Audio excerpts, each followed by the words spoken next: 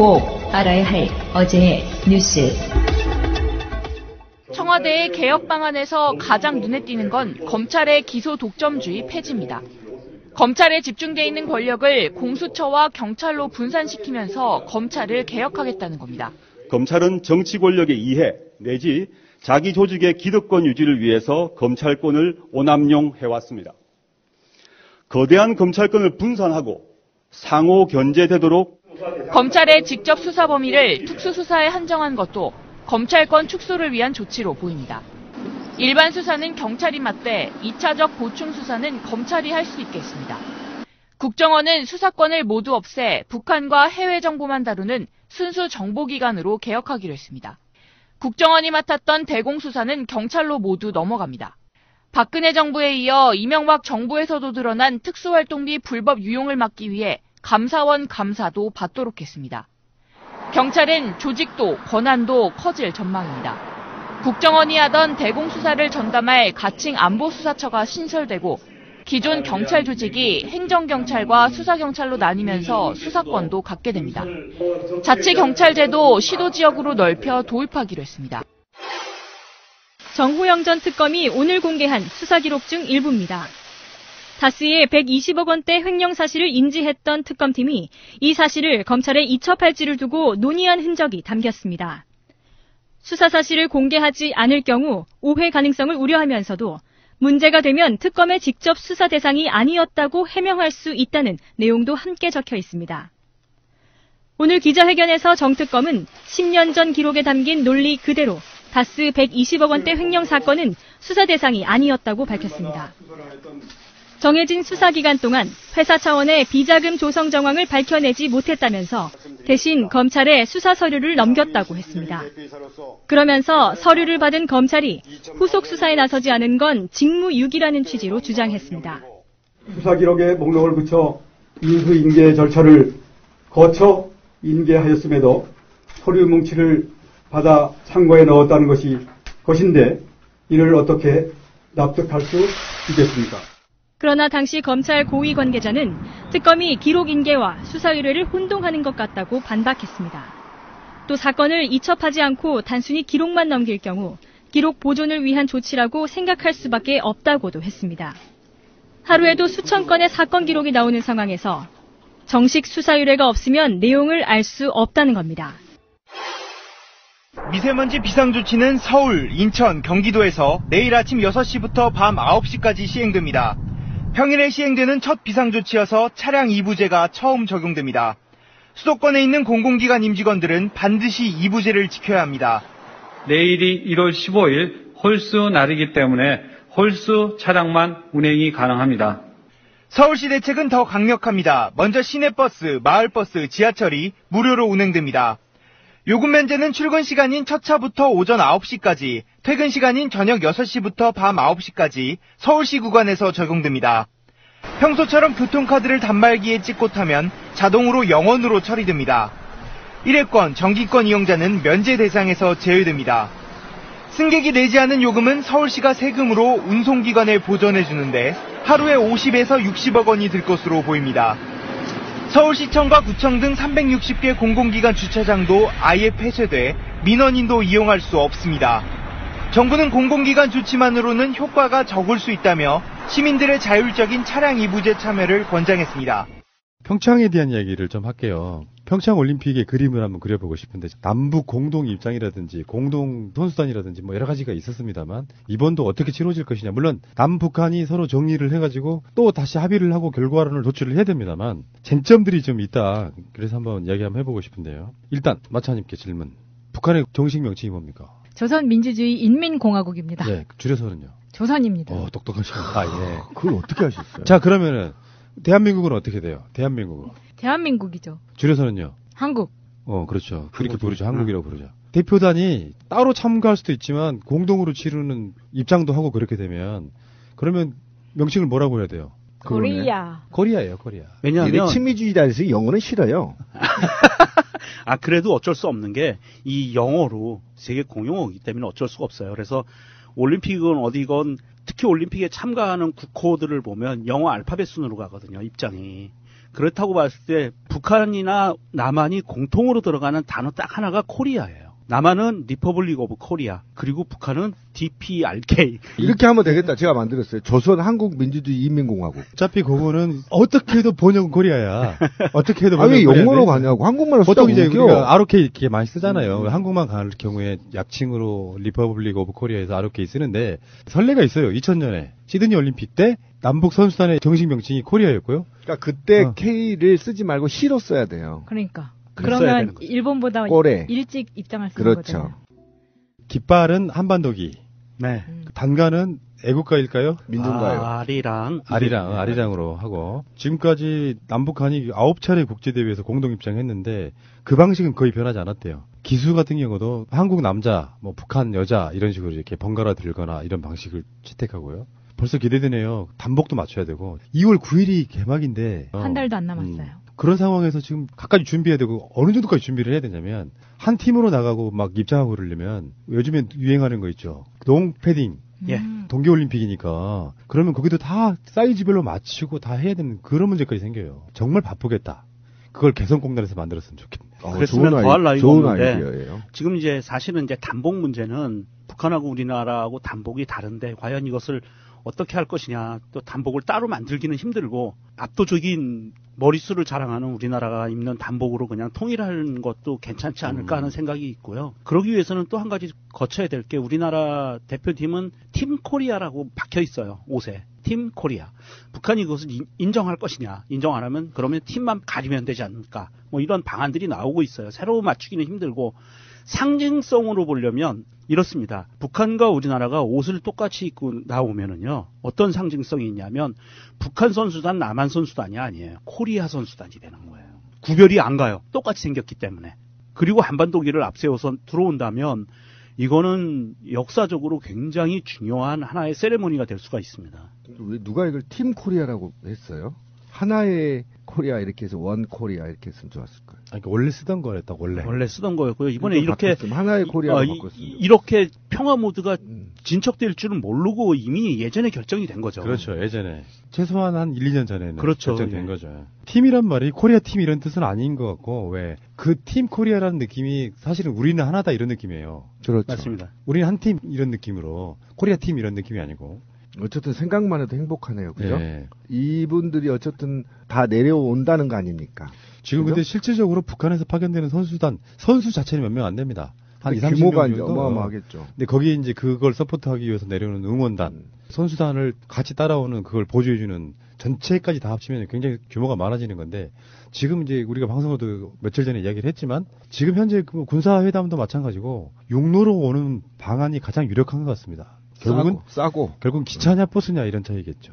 버스는 좀 상징성이 좀 떨어지는 건 사실이고요. 그리고 저는 한 가지 더 기대하는 부분이 채 한 달도 안 남았지만 사실 동계올림픽 개막식에 태권도 시범단이 나갈 것으로 보이고요. 그렇다고 했을 때 북한에서도 태권도 시범단이 움직이거든요. 주로 이런 국제 행사에 움직이고 우리나라에도 온 역사가 있고 작년에 왔었고요. 2017년에. 그렇다고 봤을 때 이 사람들이 조금 빨리 넘어와서 이 합을 맞춘 다음에 개막식 장면에 합동 태권도 시범단이 보여지면 더 멋있는 장면이 연출되지 않을까 싶습니다. 그리고 우리가 경기장에는 안 들어가도 이 북한에서 내려온, 조선에서 내려온 이 공연단들 공연 보러 한번 가는 것도 괜찮을 것 같습니다. 준비도 되겠지만 그 역사적인 자리에 아직 평창 티켓이 조금은 남아있다 그러거든요. 가서 아마 개막식, 폐막식은 아마 표 구하기가 힘들 수도 있어요. 근데 나머지 일반 우리나라가 동계 스포츠 강국은 아니잖아요. 그러니까 유명한 선수가 있는 뭐 몇몇 게임들 있죠. 쇼트트랙 또는 뭐 이상화 선수가 있는 일반 스케이트, 김연아 때문에 조금 어느 정도 좀 수준이 올라간 피기어. 일부에 또 몇 개 있어요. 처음 보는 동계 스포츠도 꽤 많더만요. 그런 거 한 번씩 보러 가시는 건 나쁘지 않고요. 그렇죠. 그거를 위해서 KTX가 깔렸고 교통편은 엄청 좋아졌거든요. 제가 알기로 그러니까 무인 자동차도 왕복으로 지금 다닌다는 얘기까지 있어요. 기차역과 경기장을요. 그다음에 이게 가장 이제 핫 이슈가 피겨 스케이팅이네요. 그죠? 그렇다고 하네 예측이 만약에 단일화가 되면 볼만하겠다 싶네요. 그죠? 네, 북한에 좀 잘하는 선수 하나 있습니다. 예, 있다고 하더라고. 그래서 김연아가 은퇴한 게 좀 천천히 하는 게 김연아가 조금 더 하지. 평창까지만 좀 하지. 그러면 티켓 김연아 그 효과로 인해서 수천 장은 더 팔았다고 봐. 피겨 스케이팅이 우리나라 인기 종목은 아니었는데요. 입장권 엄청나게 비쌉니다. 아, 지금도요? 예. 우리나라 사람만 가는 건 아닌데 김연아는 사실 기적을 만든 여인이에요. 맞습니다. 예. 예전에는 피겨스케이팅 보면 우리나라가 완전 후진국이었었거든. 근데 세계 최상위권에 올라가면서 지금 평창 동계올림픽에 사실상 마스코트처럼 활동하고 있잖아요. 그러니까요. 야, 김연아 그때 그 러시아에서 열렸던 그 마지막 소치. 거기서 2등 갔잖아요. 정말 억울했잖아. 맞아요. 그때 러시아 선수들 대부분 금메달 박탈냈잖아요. 그래서 팀으로 못 나와요, 올해는. 네, 도핑 테스트 때문에 그랬죠. 자, 알겠습니다. 어쨌건 평창올림픽 화이팅이고요. 남북 간에 여러 가지 이야기가 나올 거예요. 합의한 내용들에 대한 부분이. 뉴스를 다 따라가지 않으면 일주일만 뉴스에 관심이 없으면요. 이미 북한 선수단은 우리 앞에 와 있습니다. 그럴 수 있습니다. 아니면 왔다 가버렸어요, 이미. 다음은 역대급 탐욕의 화신에 대한 이야기를 좀 해볼게요. 아, 마차님 카피 제대로 뽑는데요. 탐욕의 화신. 우리가 몇 달 전까지 대통령이란 이름으로 데리고 있었던 5035 박근혜에 대한 이야기입니다.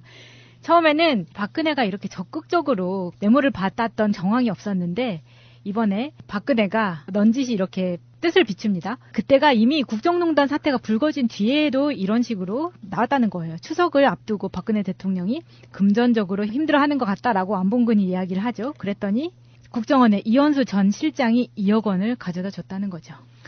이게 금전적으로 2016년 추석쯤이에요. 네, 2016년. 그러니까 금전적으로 힘들었다는 게 누가 힘들었던 걸까요? 저는 최순실이라고 생각해요. 아, 저는 아니에요. 저는 박근혜라고. 박근혜가 박근혜는 그러니까 그 신용이 있는 사람이거든요. 신용. 그 대통령이라는 직함이 있는 사람이기 때문에 당시에 태블릿 PC 폭로되고 난 이후에 막 급격하게 흔들리는 그 와중에도 아직까지는 대통령이라는 직함이 있었기 때문에 현금이 모자랄 일은 없었을 거라고 봐요. 청와대 특수활동비도 있고. 그런데 청와대 특수활동비는 일종의 관례처럼 쓰임새가 정해져 있잖아요.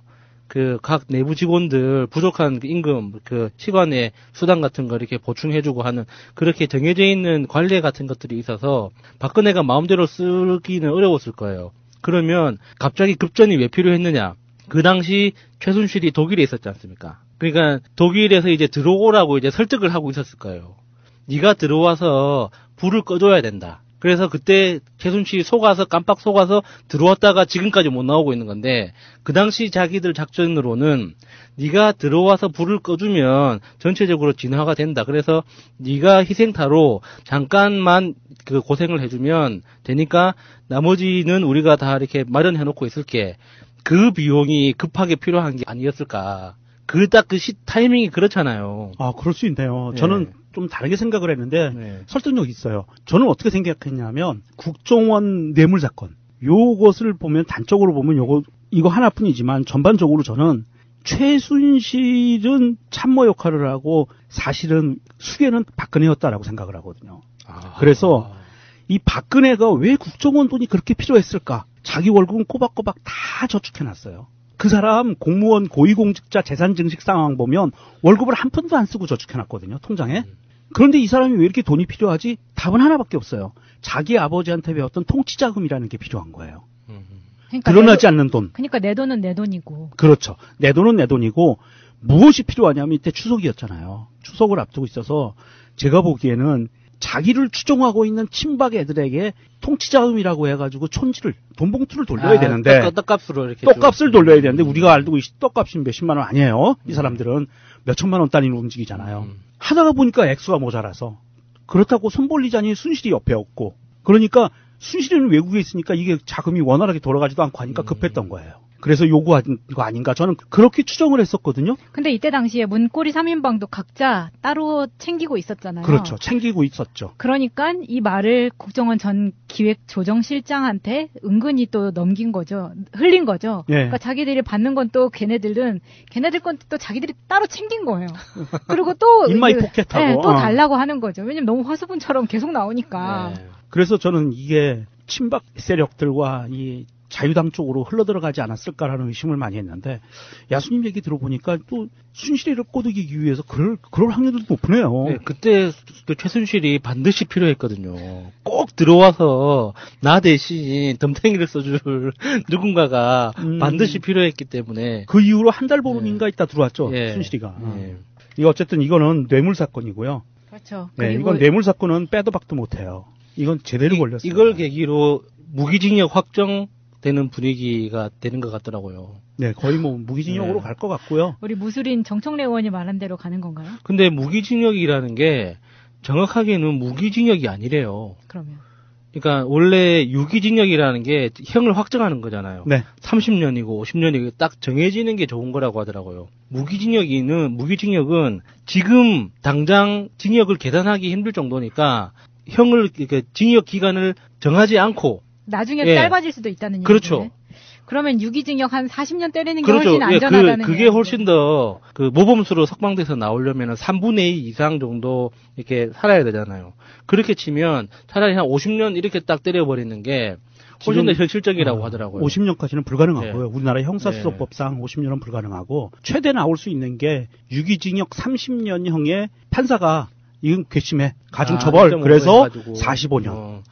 그러니까 45년이 유기징역의 최대 맥시멈입니다. 그러니까 보통 무기징역을 선고를 하면 평균적으로 한 17년 정도 살고 나온다고 하더라고요. 보통 그래요. 예, 한 20년 전후 정도 살고 나와요. 예전에 형사소송법과 형법이 개정되기 전에 예전에는 유기징역의 한도가 20년이었거든요. 그래서 얼추 그 정도 맞추고 나와요. 그래서 뭐 모범수건 아니면 가석방이건 뭐 아니면 사면이건 이렇게 해서 나오는데 지금은 바뀌었어요. 그래서 최대 맥시멈 30년에 플러스 15년까지 가능한. 그래서 무기징역 반대한다는 의견을 밝히고 싶었습니다. 그렇네요. 맞아요. 저는 검찰이 무기징역이나 30년 구형을 하고요. 재판부에서 괘씸죄 포함해서 45년으로 확정을 시켜주는 게 더 좋지 않을까 그러면 싶어요. 이참에 우리나라에도 종신형 제도를 한번 도입하는 게 어떨까 싶기도 하고요. 그것도 괜찮습니다. 미국식으로요. 각 죄를 다 더해서. 그래도 뭐 450년 이렇게. 우리나라는 각 더하지 않거든요. 가장 무거운 죄 기준으로 잡아요. 우리나라는 죄가 이렇게 여러 개가 있을 때는 너무 착한 민족이야. 맞아요. 이거를 더하기, 병합하기 그러고 그러면 보니까 우리나라 법에서 보이는 가장 큰 특징이 반성을 하느냐 안 하느냐를 따지잖아요. 박근혜 안 하잖아요. 예. 그러니까 45년 가능할 것 같고요. 그리고 45년이면 그래도 30년은 복역을 해야 모범수로 나오는 거네요. 예. 옥사하겠네. 아니에요. 건강할 수 있어요. 아니, 그분은. 왜 사람 부정적이야, 사람이. 우리 박근혜 씨는요, 지금 구치소에서도 있는 모습을 보잖아요. 그럼 모범수 딱 그 상태예요. 그동안 기치료도 얼마나 많이 받고 좋은 것도 많이 먹었는데. 아니, 그냥 창살 안에서 끽소리도 안 하고, 가만히 있으면서 책만 보고, 사전 보고, 벽 바라보고 있고, 하늘 바라보고 있고, 앉아있고, 누워있고, 그러는 모습이. 오래 살고 있어요. 그게 딱 모범수예요. 그래서 90대 중반에 이제 출소하면서 기자회견 한번 하고. 기자회견도? 네. 그러면 얼마 좋아요. 재밌겠네요. 반성했다고 이야기 듣고. 아무튼 안봉근이 수감이 되면서 지금 나오는 이런 재판의 증언들이 그 수첩과 더불어서 아주 재밌는 것들이 많이 나오고 녹취록도 얼마 전에 김영재 원장의 부인이죠. 박채윤과의 녹취록에서 들어보면 뭐 가방이라든가 이런 거를 받고 항상 다시 전화를 해서 고맙다는 이야기를 꼭 하더라고요. 이 사람이. 그러니까 예의가 참 발라요. 그래서 그런 것들이 차곡차곡 모아져서 녹취록으로 들으니까 이게 너무 웃긴 거예요. 방금 마차님이 말씀하신 이 사람이 박근혜 말하는 거죠. 아니, 안봉근. 안봉근. 그래서 지금도 안봉근이 이 이현수 전 실장한테 2억을 받은 다음에 다시 전화를 했다는 거 아니에요. 고맙다면서 그래서. VIP가 흡족해 했다. 흡족해. 우리 사정을 국정원에서 챙겨주는 거냐면서 너무 좋아했다. 이런 이야기를 굳이 해서 이현수 실장이 나와서 이대로 증언을 했다는 거죠. 이런 정황을 보면 확실히 바보는 아니었어요, 박근혜가. 숙여였던 거는 확실해요. 새가 날아든다는 여러분들의 하트를 먹고 삽니다. 잊지 않으셨죠? 에피소드 제목을 누르고 플레이가 되면 오른쪽 위에 하트를 꼭 눌러주세요. 오늘도 감사합니다. 더 많은 분들이 들을 수 있도록 하트 꼭 눌러주세요. 다음 국정원 이야기를 좀 해보려고 하는데요. 유성옥 전 심리전단장이 재판에 나와서 사이버 외곽팀 지침문서를 공개를 했습니다. 이거를 보니까 이 기업들이 아직도 돌아가고 있다고 생각이 강하게 들었어요. 예를 들어서 트위터에서 프로필에 신상 정보를 게시해서 신뢰감을 조성하고 촌철살인 멘트를 게시하라. 이런 지침이 내려왔다는 거예요. 아, 촌철살인 멘트라고 하면은 그 대장은 김빙사몽인데. 국정원이 운영하는 트위터의 신상 정보를 이렇게 세세한 지침까지 다 줬다는 거고, 특히나 원세훈이 아고라에 그렇게 집착을 했다고 하죠. 그 당시에는 아고라가 정치 이슈의 토론장으로 최고의 토론장이었기 때문에 그 아고라를 보면서 정말 이름 잘 지었다고 생각했거든요. 아고라가 원래 정치적 토론장이었잖아요. 예, 맞아요. 그리스에서. 그래서 와 이거 누가 지었을까? 그랬는데 실제로 진짜 정치적인 대한민국 정치 토론의 중심이었잖아요. 아고라. 재밌는 걸 정말 많았는데. 고모라도 어울릴 것 같은데. 고모라는 박근혜 당시 청와대 게시판을 고모라라고 했으면은 딱 맞았겠죠. 그래서 지금 보면은 사실 저는 이 트위터에서 이 사람들이 다 사라지지 않았을 거라고 생각을 한단 말이에요. 살아있을 겁니다. 예. 네. 그리고 그 신비님이 항상 이야기하는 본인의 트위터에 가서 리스트를 보면 리스트업 해놓은 게 있다. 일베들 모아가지고 해놓은 것들. 근데 그 계정들은 아직도 움직이거든요. 움직이죠. 그리고 이 진영 안에서도 지금 갈라치기를 하는 세력들 중에 트위터에 권리당원이라고 써놓고 그런 짓 하는 사람들도 꽤 있다고 생각해요. 저는 권리당원이라는 표시 자체를 안 해놨는데 해야 되는 거예요? 아니 그런 건 아닌데 보면은 그런 사람들이 꽤 되거든요. 예. 다 그렇다는 게 아니라 분명히 몇몇은 이걸 노리고 권리당원인 척하면서 갈라치기를 할 거다. 이게 정보업계에서는 이게 ABC예요. 필드 매뉴얼. FM입니다. 그래서 적진에 침투해서 적진에서 신뢰를 얻고 그 안에서 분탕질치기. 그러니까. 이거는 아주 FM이거든요. 그래서 분명히 이거는 우리 쪽에 있는 사람들도 들어가 있는 사람들이 있을 거고요. 저쪽으로. 우리 신비님처럼 이상한 아이디 갖고 일베 그룹에 들어가 있고 막 그러잖아요. 그런 것처럼 저쪽에서도 국정원 이 외곽팀이나 알바들이 이쪽 민주진보 진영 인사인 척해서 들어와 있는 익명으로 활동하고 있는 사람들이 분명히 있을 거라고 봅니다. 그러면서 아주 교묘한 갈라치기를 하죠. 어떤 갈라치기를 하냐 하면 실제로 문재인 정부와 여당 그리고 지지자 이 셋을 갈라치기예요. 근데 이 갈라치기 하는 게 눈에 보이게 갈라치기 하는 게 아니에요.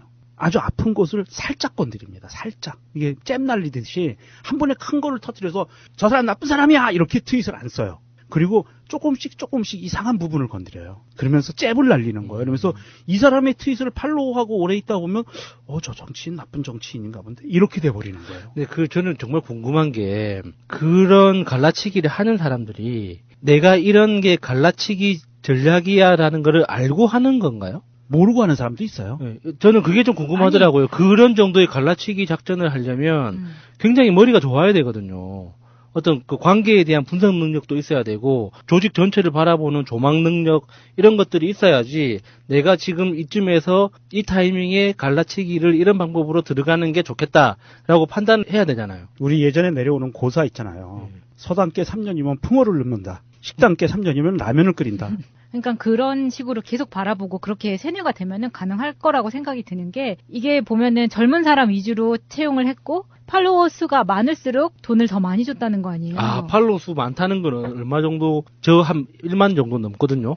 그러면 얼마 정도 될까요? 최소한 이 사람들 팔로워 수 계산은 뭐 몇천 정도 되겠죠. 네, 이제 그렇게 근데 몇만까지는 너무 무리고 그러니까 몇만 되면 이제 더 많이 돈을 그렇죠. 받으니까 네. 더 열심히 하겠죠. 그렇죠. 그 팔로워 수를 늘리는 방법은 어떻게 하죠?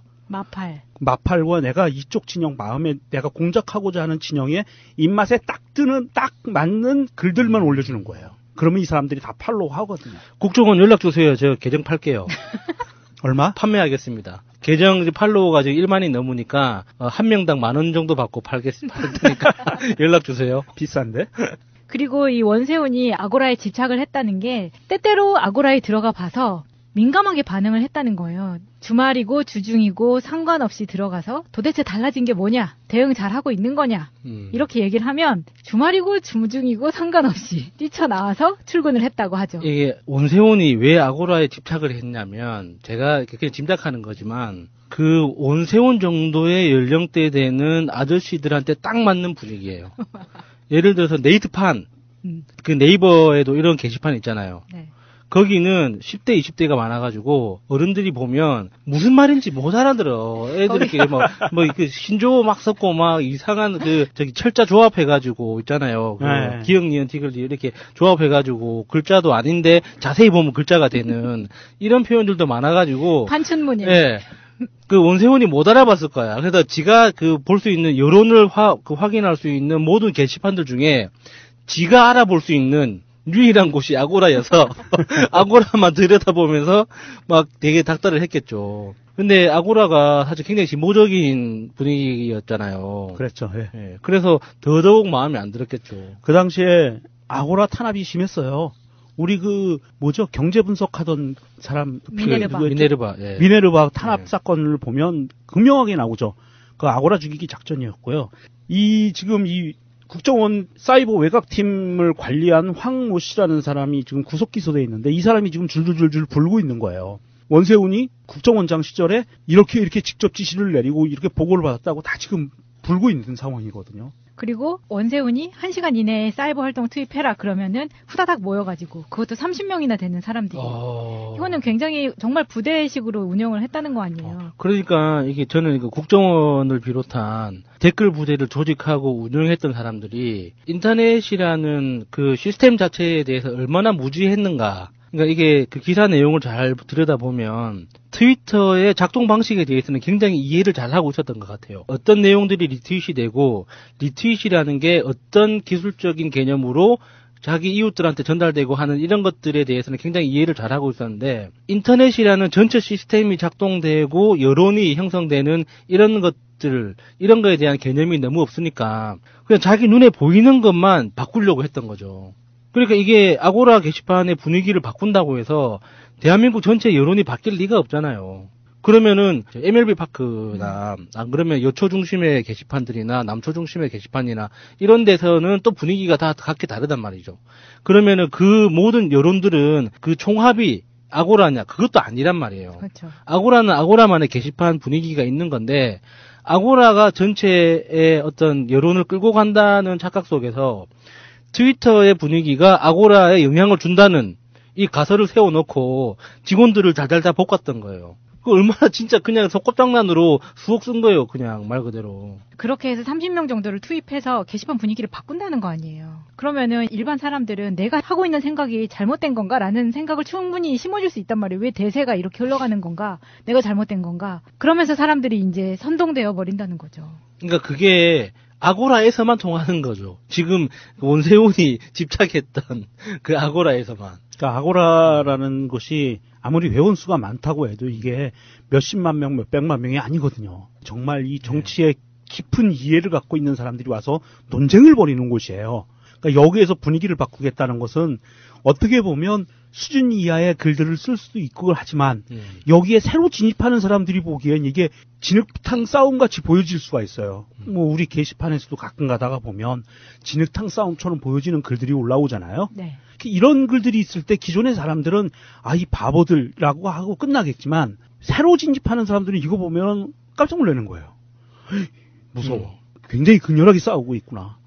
이런 효과들을 많이 노리는 거죠. 그러면서 이제 그 게시판을 초토화시키는 게 그 사람들을 막 어떻게 억압하고 이런 게 아니고 분위기를 난장판을 만들어 놓는 거예요. 그렇기 때문에 저희는 팟캐스트 초창기부터 만들어진 프로그램이기 때문에 그래서 저희 게시판이 IP를 오픈하는 거예요. 그때는 워낙 일베들이 많이 들어와서 세월호에 대해서 많이 방송하는 프로였기 때문에 그만큼 일베의 공격이 더 심했었죠. 네, 여기까지 파헤쳐지고 난 걸 보니까 국정원이 했다는 것도 이미 확실해졌는데 앞으로 어떻게 진행될지 그리고 그 칼끝이 MB와 박근혜로 얼만큼 더 깊숙이 찌를 수 있을지 매일매일 기대가 됩니다. 곽수근의 노동이야기. 곽수근 노무사님 안녕하세요. 네, 안녕하십니까.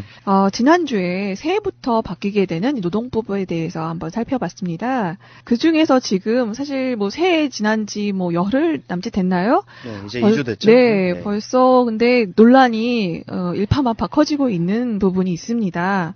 진짜 새해부터 노동 문제로, 노동법 관련한 문제로 이렇게 언론과 야당이 일체 단결된 게 처음 보는 것 같아요, 저는. 그러게요. 바로 이 최저임금제 때문인데요.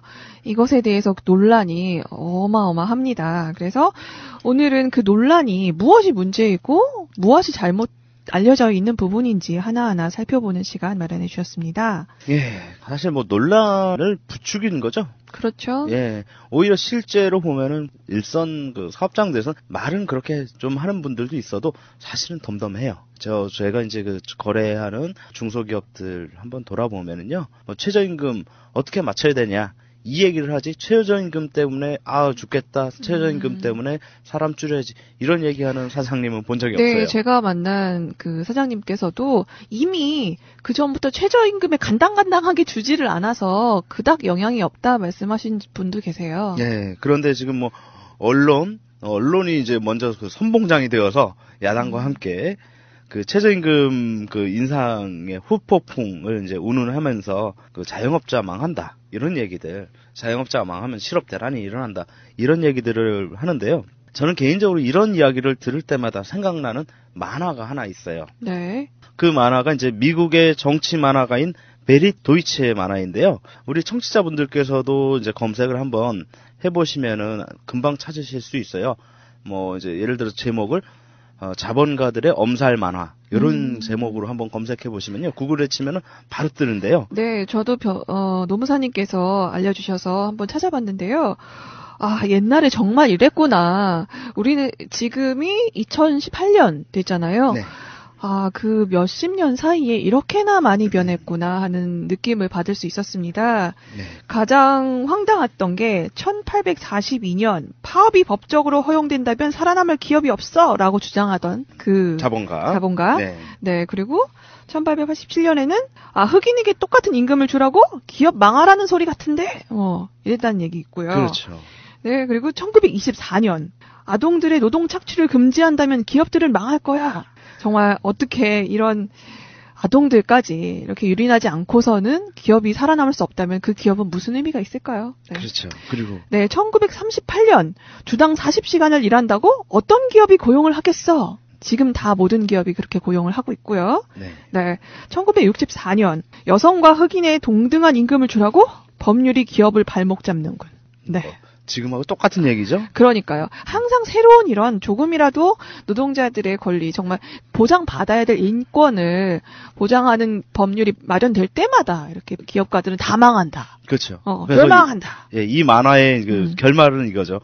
그 now, 즉 현재 자본가들이 하는 얘기를 이렇게 꼬집었죠. 새로 개정된 노동법이 통과되면 기업은 망한다고! 그러니까요. 이렇게 결론을 내렸어요. 항상 기업들은 노동자의 권익이 보호될 때마다 기업 망한다.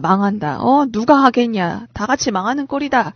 이런 식으로 엄살을 부려왔다는 얘기네요. 그렇죠. 그래서 지금 우리나라의 경우로 이제 이 만화를 이제 투영을 해보자면, 이 조중동을 포함한 기존의 그 적폐 언론들이라고 할 수 있는 언론들이 그 대기업의 이해를 대변해온 그런 그 논리들이 이 만화가 꼬집은 그 자본가들의 고정 레파토리와 어쩌면 이렇게 쌍둥이처럼 닮아 있는지 싶습니다. 하지만 그 역사적인 그 현실을 한번 살펴보면 아까 말씀 나눴지만 기업은 망하지 않았어요. 그러게요. 노동법 때문에 기업이 망한 사례는 거의 없다라고 봐도 돼요. 그리고 기업이 망했다면 노동법 때문에 망한 게 아니라 다른 이유, 수많은 다른 이유들 때문에 망했던 그렇죠. 사례들이 더 많은 거죠. 예, 제가 이제 그 노무사로서 그 이제 체불임금, 특히 그 중에서도 기업의 도산으로 인해서 임금이 체불된 경우를 많이 접해봤는데요. 그런 경우에는 이제 왜 망하게 됐는지, 왜 회사가 도산하게 됐는지 경위를 꼭 물어보고 그런 부분들을 체크하도록 되어 있는데, 원인들의 보통 평균 한 40% 내지 50%는 중소기업의 사장님들이 회사를 자기 개인 기업처럼 하면서 회사 돈을 자기가 갖고 가서, 예를 들면요, 2000년대 중반인데요, 어떤 그 IT 기업이에요. 종업원 수도, 근로자 수도 뭐 한 30여 명 되는 잘 나갔었어요. 코스닥 등록까지 하고 그랬는데 망했어요. 왜 망했냐면 사장님이 회사 돈, 여윳돈을 가지고 한 10억에서 20억을 가지고 마카오 가서 도박을 한 거예요. 그래서 그걸 싹 다 날렸어. 그러면서 거래처에 결제를 해줘야 될 것을 결제 못하면서 부도가 났고요. 예, 부도가 나왔거든요.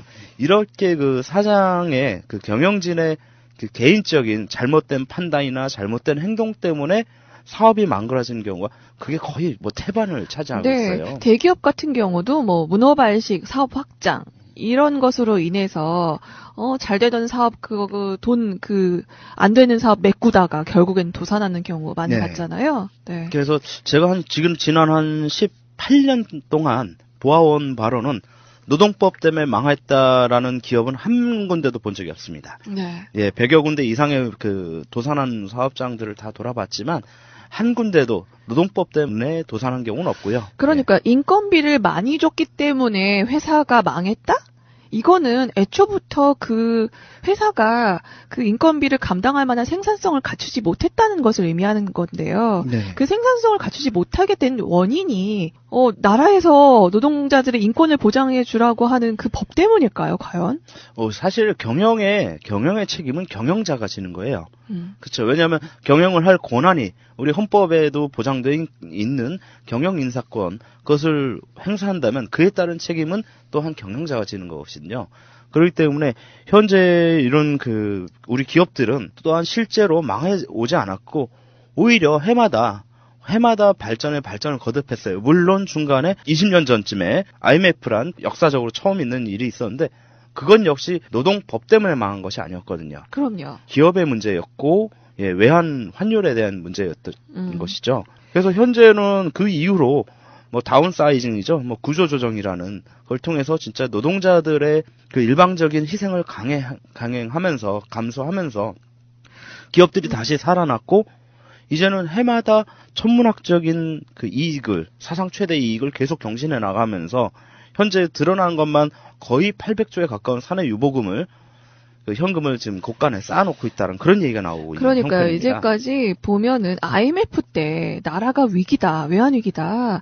그것은 이게 국내 내부적으로 뭔가 이렇게 한 기업가가 잘못했다기보다는 어쩔 수 없는 세계적인 흐름 때문에 우리나라가 타격을 받게 된 것도 있잖아요. 네. 그러다 보니까 국민들도 알아요. 힘든 상황이면은 다 같이 허리띠를 졸라매자라고 해서 정말 금모으기 운동도 일어나고 그렇죠. 모든 사람들이 다 인정을 하고 그렇게 지내왔지만 지금은 아니잖아요. 네, 그러면은 다시 한번 그 졸라맸던 허리띠를 이제는 풀어줄 때가 됐는데 영원히 계속 노동자는 계속 최저임금 거기에 매달려서 이렇게 일해야 되는 상황을 조금이라도 개선시키겠다는 게 죽이겠다는 얘기냐, 기업가를 죽이겠다고 얘기하는 거냐? 그건 말이 안 된다는 거죠. 그렇죠. 그리고 우리 그 참여정부 때의 기억을 다시 한번 돌이켜 보면요. 지금 현재는 이제 보편화되어 있는, 물론 그렇지 않은 사업장도 있겠지만 어느 정도는 사회 보편한 기준이 되어버린 주 40시간제, 즉 주 5일제도 참여정부 때 도입한다고 했을 때 난리가 보통이 아니었습니다. 지금 못지 않았었죠. 그렇죠. 휴일 하루 늘리는 것도 항상 기업이 방해를 하잖아요. 그렇게 다 놀면은 놀 것 다 놀고 언제 일하고 언제 돈 버냐. 우리 회사 망한다. 진짜 망한다. 진짜 많이 들었던 것 같아요. 그렇죠. 그렇지만 지금 현 실정을 보면 오히려 주 40시간제, 주 5일제를 하는 기업이 오히려 우량한 기업이고 노동자들이 더 가고 싶어하는, 같은 값이면 더 가고 싶어하는 그런 좋은 기업이 된 사례들이 무척 많죠. 그렇죠. 북유럽 같은 경우는 그거보다 더 초단시간으로 근무 시간을 줄여서 기업 노동자들이 얼마나 생산성을 높이는지 또 삶과 그 일의 그 밸런스를 맞춤으로 인해서 얼마나 결국에는 기업에도 도움이 되는지에 대한 실험이 이루어지고 있잖아요. 그리고 그렇죠. 결과는 굉장히 성공적으로 이루어지고 있다고 들었습니다. 네. 이런데도 불구하고 이제 언론 그리고 야당들은 계속 이제 정부를 비판하게만 급하고 있어요. 마치 진짜 어떻게든 무조건 문재인 정부는 망해야 된다라고 주문을 걸듯이요. 그래서 지금 정부에서 그 최저임금의 인상으로 인한 그 충격을 완화시켜주기 위해서, 최소화시켜주기 위해서 일자리 안정자금 약 3조 원을 이제 배정을 했는데 이것도 이제 또 이거에 대한 또 공격 프레임은 또 이제 세금 퍼주기. 이 프레임을 또 짜갖고 공격을 하고 있어요. 받는 분은 겨우 13만 원 이러고 있으신데요. 그리고 그런 분들은 올해는 그렇지만 내년은 또 어떻게 할 거냐. 그쵸. 또 이런 얘기들 하시는데 제가 봤을 때는 이게 올해만 한시적으로 한다라고 얘기를 했지만 한시적으로 그치는 조치는 아닐 것 같고요. 최저임금 인상에 따른 그 영세 자영업자들의 지원 대책은 분명히 또한 이루어질 것입니다. 근데 사실 언론들이 저는 이런 생각이 들어요. 많은 분들이 그런 생각 하실 겁니다. 언론이나 야당들이 언제 영세 중소기업이랑 소상공인, 즉 자영업자들 걱정해줬나요? 사실 그렇죠.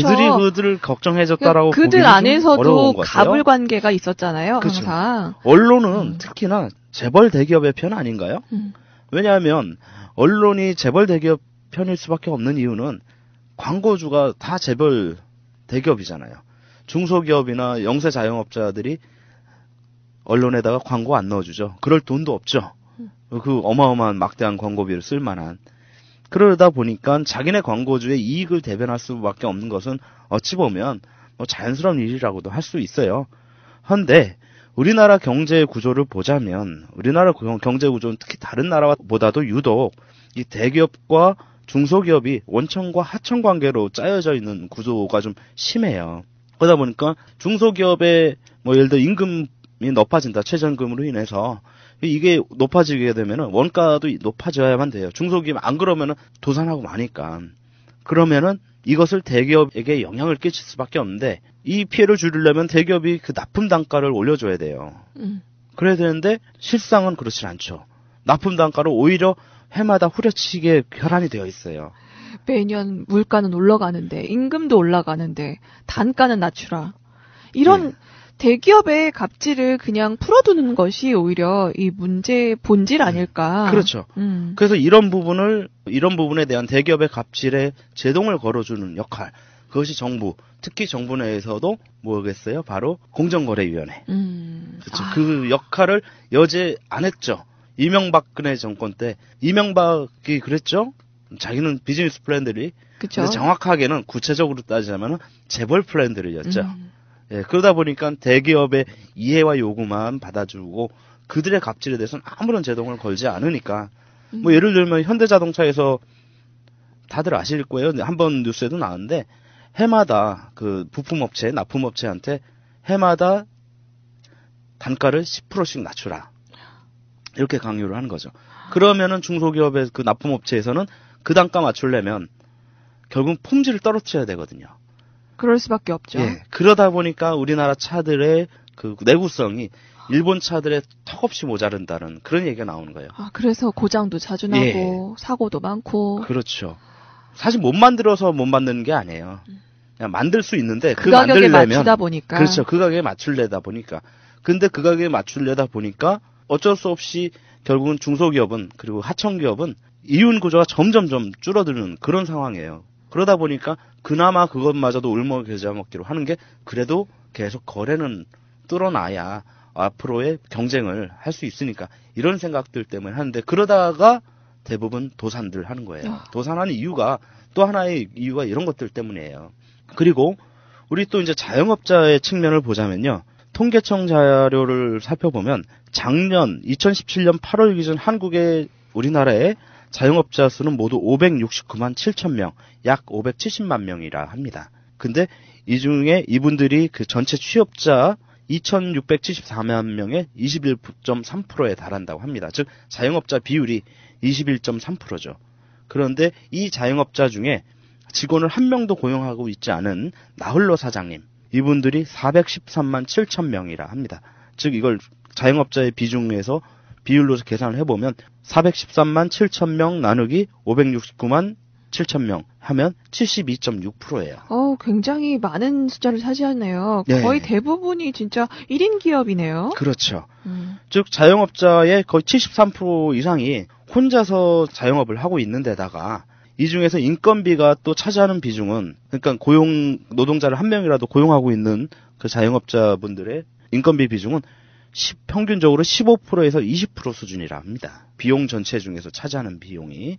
그렇다면 나머지 비용들은 인건비 외에 임대료라든가 프랜차이즈 가맹비리, 뭐 로열티비 이런 것들인 거죠. 네, 결국에는 그러면 임대료나 프랜차이즈 관련 비용, 뭐 아까 말씀하신 뭐 납품가 이런 것들은 결국엔 대기업들이 결정을 하는 거잖아요. 그렇죠. 이런 중소기업은 그렇죠. 대기업이 결정하고 또 어쩔 수 없이 따를 수밖에 없는 그런 조건인 거잖아요. 그렇죠. 그리고 우리 소상공인들, 소자영업자들, 나홀로 사장님이나 직원 한두 명 쓰는 사장님들의 경우는 건물주가 바로 대기업의 역할을 해주고 있죠. 그러다 보니까 건물주가 좀 장사 잘 되면 임대료 200% 2배로 올려달라 해놓고 맞아요. 도저히 장사 못하게 만들어놓고 그 자리에 자기가 똑같은 회사 차려서 똑같은 가게 차려서 자기 가족들 일하게 하고 이런 그 일들이 횡행하고 있는 거죠.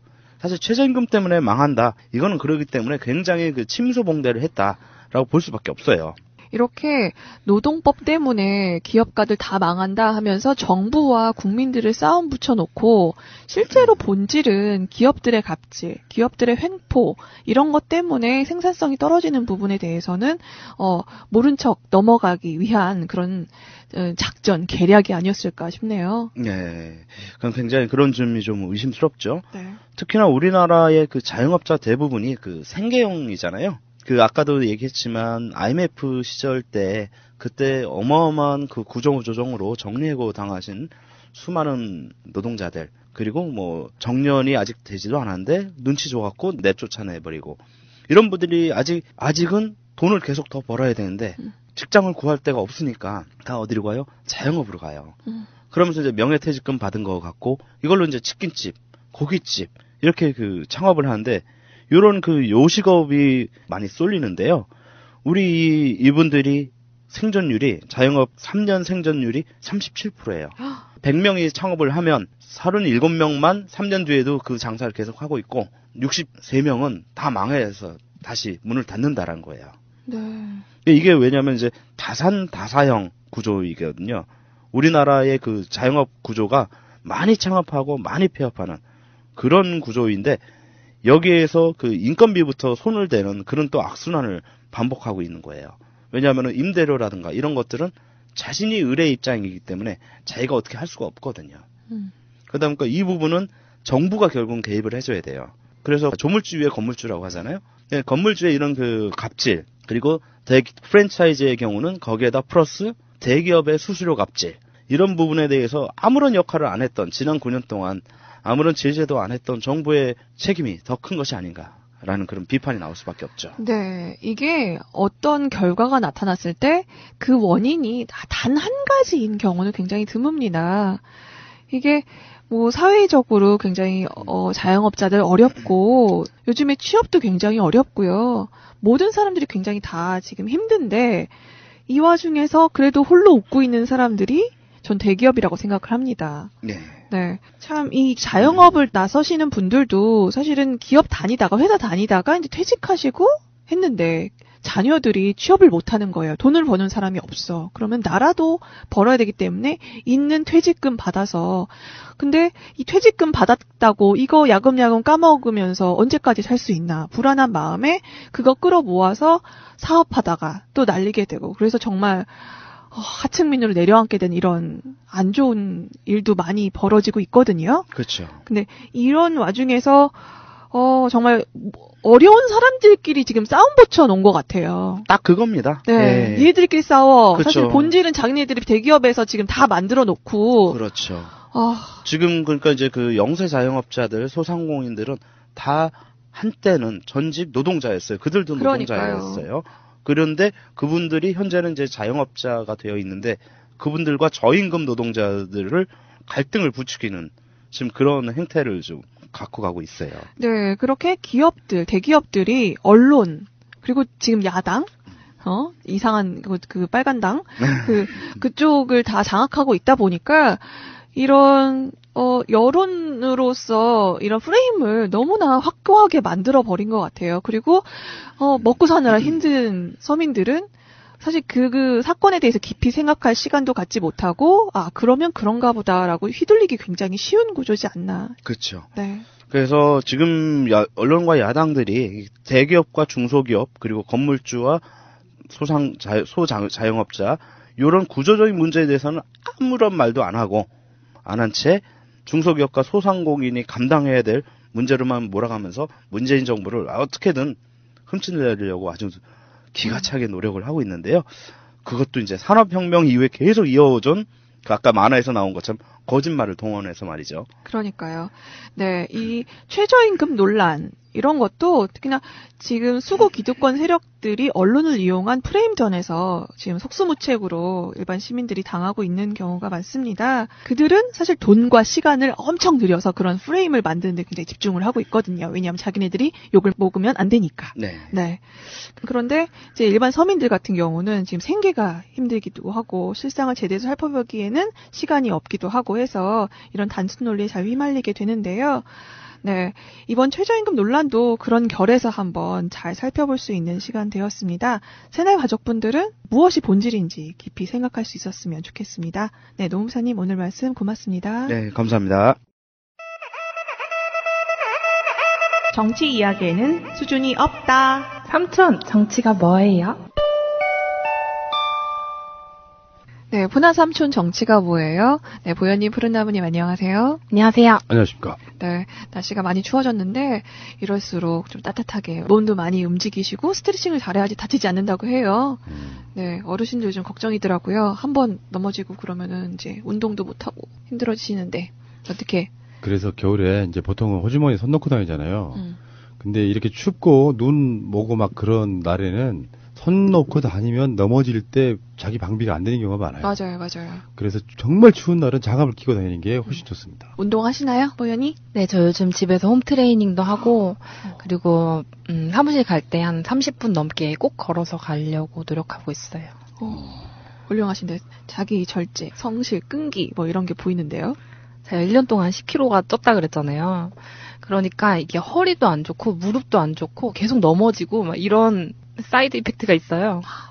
너무 놀라가지고 체력이 3층만 계단으로 올라가도 막 힘들어 죽겠다면서 막 아이고. 네, 그 체력 비축하셔서 오늘 이제 열심히 녹음실 오셨는데요. 네, 질문 부탁드립니다. 네, 오늘의 첫 번째 질문입니다. 기독교계 사립대학이 여러 가지가 있잖아요. 이제 그 중에 오늘은 포항에 있는 한동대에 대한 이야기를 준비했어요. 제가 또 포항에서 대학원을 나오지 않았습니까? 아, 그렇네요. 그렇죠. 근데 우리 그때 한동대 사람들이랑 친하게 안 지냈어요. 왜요? 일단 저희가 기독교가 아니라서 아마 그렇겠죠.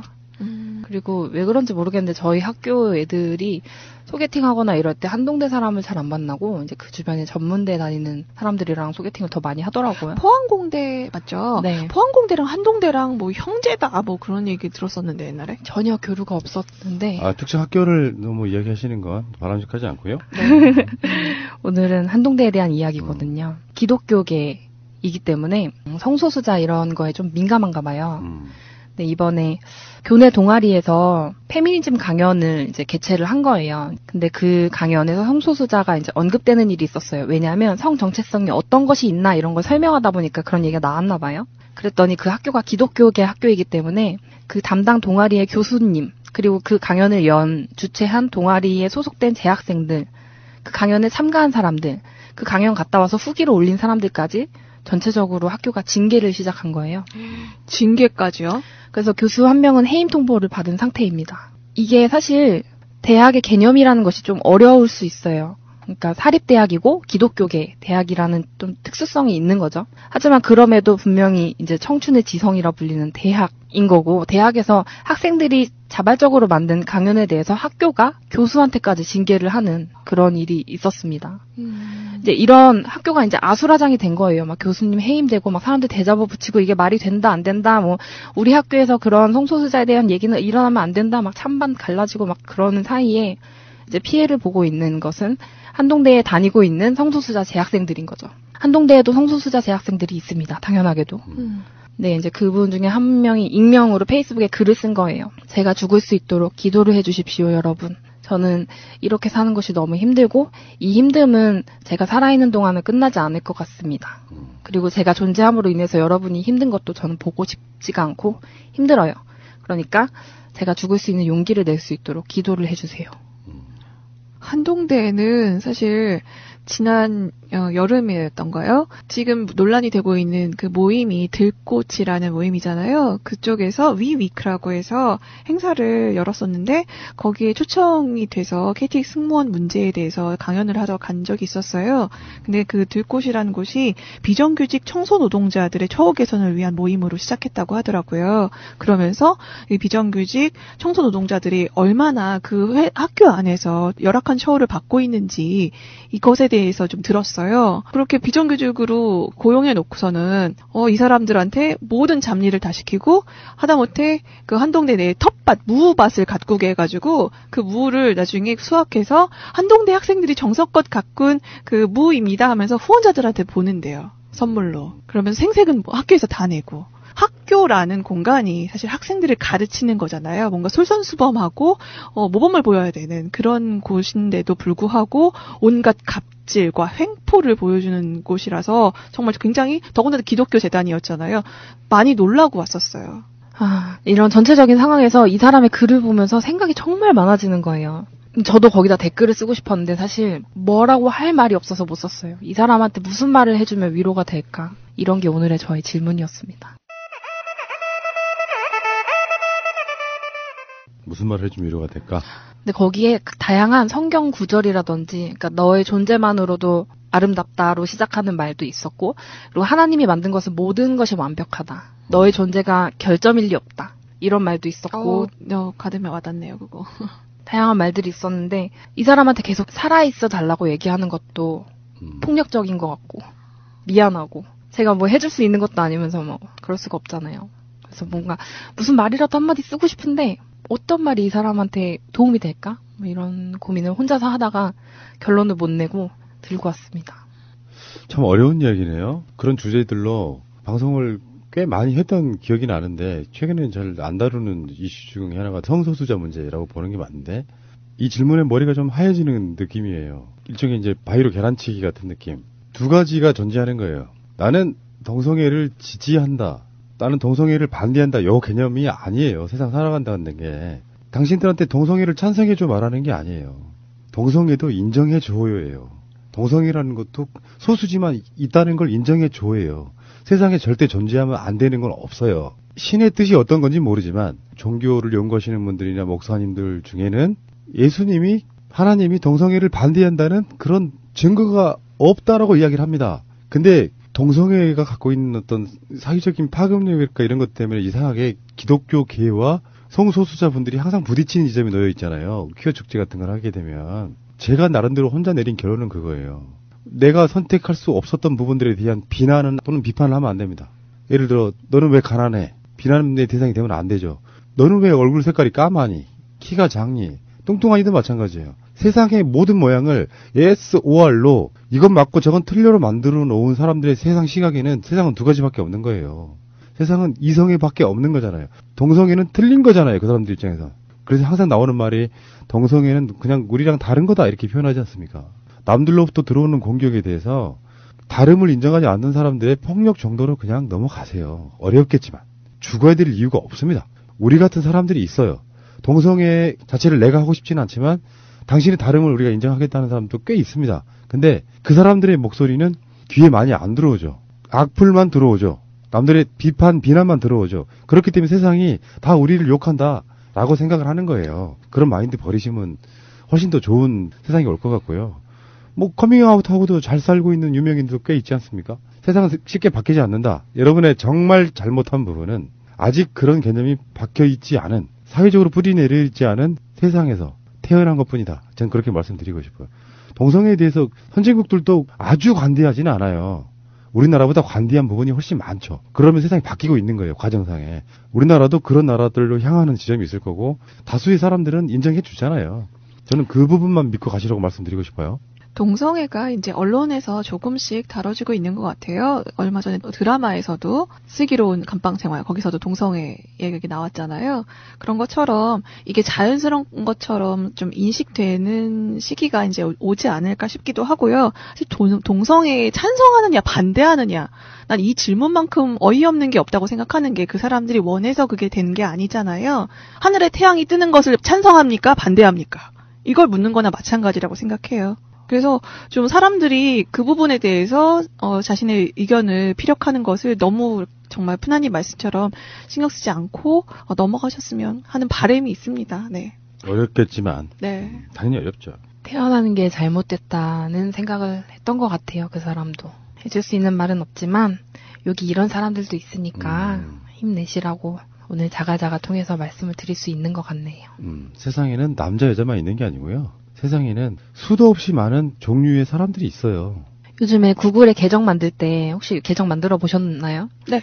이제 요즘에는 성별을 남성, 여성 이외에 성별 구분하지 않음, 성별을 기재하지 않음 두 개가 더 있습니다. 오. 네, 이런 세상이 되고 있습니다, 여러분. 두 번째 질문으로 넘어갈게요. 두 번째 질문은 조금 개인적인 질문이에요. 제가 공용 사무실을 사용하고 있어요. 저희 회사가 20개 회사랑 같이 사무실을 쓰고 있거든요. 한 건물에? 네. 근데 여기서 제가 의도치 않은 첫 만남이 계속 생깁니다. 만남들. 왜냐하면 1년마다 저희가 평가를 받아서 나갈 사람들은 나가고 새로 들어오는 사람들이 있거든요. 근데 이번에 새로 들어온 팀이 5팀이 되는데 그 5개 회사가 하필 제 앞집, 옆집이에요. 그래서 그 얼굴을 처음 보는 사람들이 생긴 건데 이제 제가 선택한 건 아니에요. 그 사람들을 만나겠다고. 하지만 우리는 첫 만남을 해야 하고 옆집에 있고 목소리 다 들리는데 아직 인사를 안 했어요. 인사하기가 왜 이렇게 귀찮죠?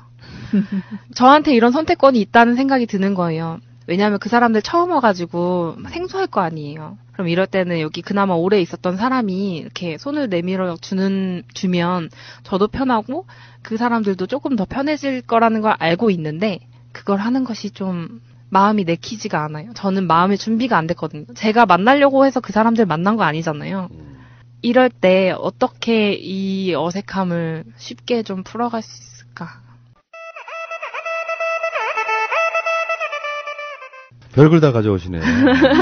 제가 한 달 정도 전에 우리 사는 빌라에 우리 위층에 새로운 분들이 이사가 왔어요. 젊은 사람들이에요. 기존에 살아오던 사람들의 방식이라는 게 있어. 정말 사소한 것들인데 주차장을 어떻게 쓴다라든지 뭐 현관문을 어떻게 한다라든지 이런 게 있어요. 나는 그 집에서 이제 몇 년 살았으니까. 근데 그 사람들이 이사 오는 날부터 그 룰을 안 지키는 거예요. 그럴 때 나는 바로 이야기를 했습니다. 웃으면서. 기분 나쁘지 않게. 이사 오셨네요. 반갑습니다. 환영하고요. 상황이 이렇게 돼. 이건 이렇게 쓰시면 좋을 것 같고, 이렇게 쓰시면 좋을 것 같고를 설명해 줬어요. 사람을 바라볼 때 시각이 낯선 사람을 바라보잖아요.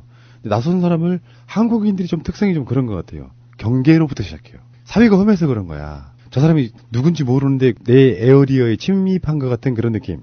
그래서 약간 밀쳐내는 게 본능적으로 나오는 게 그게 귀차니즘이에요. 그 귀차니즘 때문에 서로 대면대면 한 건데 원칙적으로는 51%는 새로 이사 온 사람한테 잘못이 있습니다. 그건 A가 아니지. 새로운 어떤 공간에 새롭게 이사를 들어왔으면 내가 뭔데 니들한테 인사까지 하니 이런 마인드이기 때문에 서로 대면대면하게 인사 안 하는 거예요. 그런 사람들이 와가지고 잘 보일 것도 없는 게 잘 보인다는 게 뭐 가불관계여서 잘 보이는 게 아니라 서로 웃고 지내면 좋잖아. 좋은 게 좋은 건데 이사를 와서도 바로 옆에 있는 사람들한테 인사를 안 해? 51%의 잘못이 있는 거죠. 그건 A가 아닌 거죠. 사회적 A가 아닌 거죠. 그러나 49%의 잘못은 보현님한테 있는 거예요. 그렇다고 할지라도 2%의 잘못이 더 있는 사람이니까 그 사람한테만 미뤄요? 그래서 그럴 때는 본인이 직접 가서 가야죠. 웃으면서 근데 좀 이상하긴 하지? 저 잘 할 수 있어요. 그러니까 이사 온 사람들이 먼저 와서 아는 척 해주면 좀 나을 텐데 근데 처음에 인사를 하러 갈 때 타이밍이라는 게 있어요. 근데 어떤 때인 줄 아세요? 드디어 불편해지기 시작해서 뭔가 말을 해야 되는 상황이 온 거야. 뭐 화장실 사용이 뭐가 어쨌다든지 그때는 이미 늦었어요. 왜 그러냐면 상대방이 항의하러 와서 굉장히 첫 상황이 좀 어색하잖아요. 그럴 때는 그 이유를 처음으로 들고 가지 마시고 이렇게 환하게 웃으면서 이사 새롭게 들어오셨네요라고 말하면서 이렇게 말 한번 걸어보는 것도 괜찮고요. 조금 돈을 쓸 필요는 있어요. 음료수 이렇게 조그만 하나 사다가 그냥 가지 말고 친하게 지내요라고 먼저 이야기를 꺼낸다면 그 다음부터는 복도나 이런 데서 만나게 됐을 때 서로 간에 인사하기가 쉬울 것 같고 그렇게 안면을 튼 다음에 불편한 점을 이야기를 해주세요. 그리고 방송 들으시는 그분이 바로 옆 사무실 분일 수도 있잖아요. 그분은 빨리 보현님한테 가서 인사 왔다고 서로 인사를 먼저 나누시기 바랍니다. 네. 진짜 저 잘할 수 있는데 그걸 알아서 더 하기가 싫어요. 그러니까 또 내가 해야 되나? 보현님의 귀차니즘이 이제 이해는 가요. 항상 제가 하거든요. 보통 그런 역할을. 뭐 막내라서 그런지 모르겠지만 아니면 그냥 제 성격일 수도 있겠죠. 이번엔 안 하고 한번 기다려봤더니 아무도 안 와.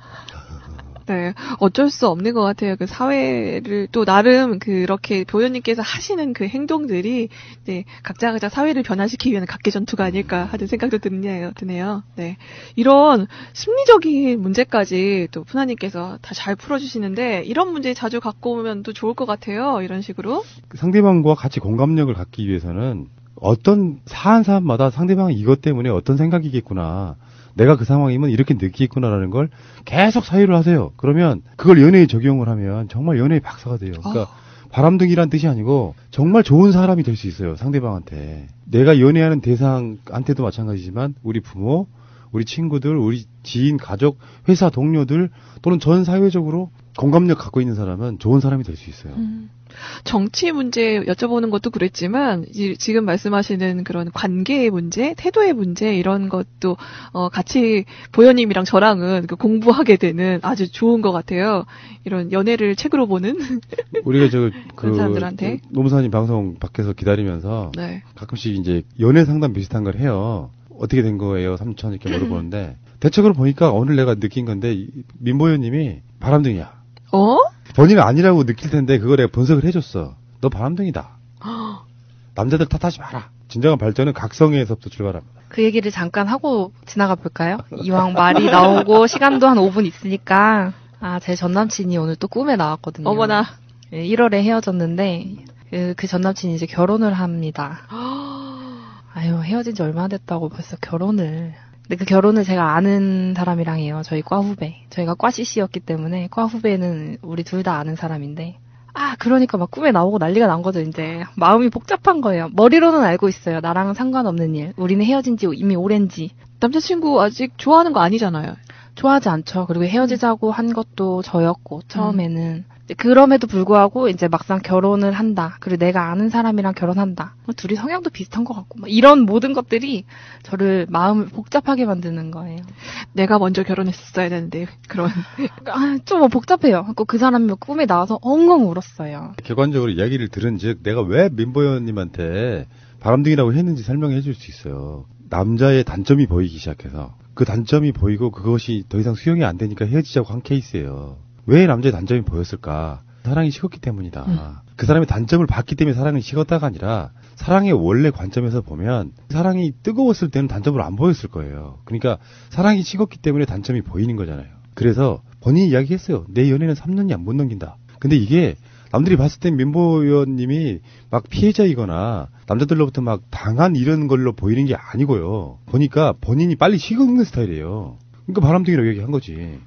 근데 민보현님 이야기만 들으면 어떤 나쁜 놈이 민보현님을 차고 다른 내가 아는 여자랑 결혼했네? 이렇게 될 거 아니에요. 그건 잘못됐다고 분석을 해준 거야. 아니 근데 본인도 보현님도 헤어졌다, 찾다가 아니라 그냥 헤어졌다. 그러니까 그런 거니까. 그게 누가 먼저 헤어지자고 했냐가 이쪽에 가해 피해로 부분할 수 있다면 그런 건데 내가 봤을 때는 이유가 있겠지만 어쨌건 간에 헤어지자고 했고 그 속에는 자기가 실증이 난 게 눈에 보이고 근데 왜 내가 아는 사람이랑 결혼하느냐에 대한 부분에 기분이 나빠 있는 거예요. 그래서 내가 처방을 내려줬죠, 밖에서. 뭐라고 했냐면, 그나마 나랑 한 2, 3년 이렇게 사랑했던 사람이면 누구하고 만나든 잘 살기를 바래. 그래야 속마음이, 그러니까 나를 위한 심리학인 거예요. 속으로 부글부글 끓고 막 화나고 막 짜증나고 이러는 거를 자기가 유지할 필요는 없잖아. 자기가 찾는데 다시 그 사람이 돌아온다고 해도 받아주지 않을 거면서. 그러니까 그럴 때는, 아이고, 나랑 한때 사랑했던 사람인데 이 사람의 행복을 빌어? 하지만 좀 내가 아는 사람이어서 좀 상대가 아는 사람이 좀 기분이 좀 찝찝하긴 한데 얘랑이라도 잘 살아라 라고 이렇게 너그럽게 보내주세요. 그래야 이게 뭔가 새로운 사랑이 찾아오는 거지. 그걸 꿈에까지 나타나가지고 그러니까 내가 먹기는 좀 그런 거 있잖아. 내가 먹기는 아깝고 버리기도 좀 아깝고 그런 상태에서 지금 꿈을 꾸는 거 아니에요. 아깝고 샘나고. 자, 다음 주부터 우리 보현 양의 이름은 바람순이. 사실 여러 가지 또 얘기가 있었죠. 제가 이제 보통 연애를 안 하는 것 같은 순진해 보이는 사람 보면 매력을 느끼는 그런 포인트도 있고. 패티시가 있어. 그리고 연애를 한번 시작하면은 1000일, 800일을 넘긴 적이 없어요. 그런 게 왜 그런가에 대해서 고민이 항상 많은데 이제 그런 부분도 이 새로운 이야기를 통해서 점점 풀어나가 보아요. 네. 그거 무슨 보현님의 연애 상담이네요. 훈아님께서 이렇게 풀어주시고 또 보현님께서 그런 이제까지 그랬다라는 얘기를 들으니까 맞는 것 같기도 하고 진짜. 잠깐만요. 진짜 중요한 건 지금은 내가 상담자 카운셀러 입장에서 이야기를 한 거기 때문에 보현님 편을 안 들었는데요. 네. 객관적으로 보게 하려고 보통의 연애나 친구 사이에는 편 들어주셔야 돼요. 그렇죠. 그래서 그 친구를 막 욕하는 쪽으로 가야 돼요.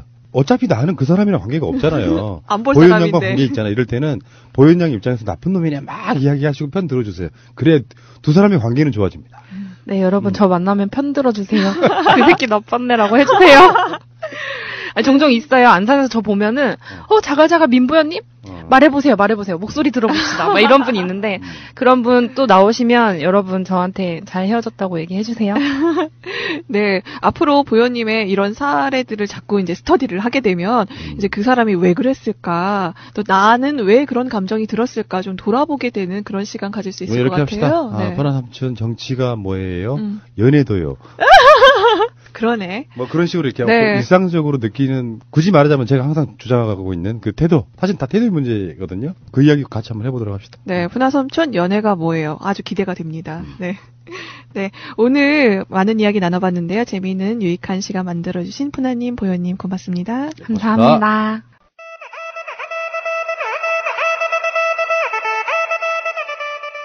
한국인의 교육열은 세계적으로 유명합니다. 그것이 유일한 신분 상승의 기회라고 여겨졌고 또 그게 사실이었었으니까요. 근데 지금은 그마저도 없어졌습니다. 금수저가 아니면 이번 생은 망했다 여길 만큼 무언가 노력해서 이룩할 수 있는 것이 보이지 않는 시대입니다. 그래서 요즘은 비트코인이 마지막 신분 상승의 기회다. 많은 이들이 몰려든다는 소식이 들었는데요. 하지만 그렇게 도박처럼 주어진 돈은 그만큼 쉽게 사라져 버린다는 것 우리 또 알고 있잖아요. 언제 생길지 모르는 일확천금을 바라는 것보다 힘을 합쳐 사회를 바꾸는 게 더 빠르다는 생각 안 해보셨나요? 우리는 새날을 만들자고 모인 사람들이잖아요. 함께 해봅시다. 오늘 자갈자갈은 여기까지입니다. 우리는 다음 주에 만나요.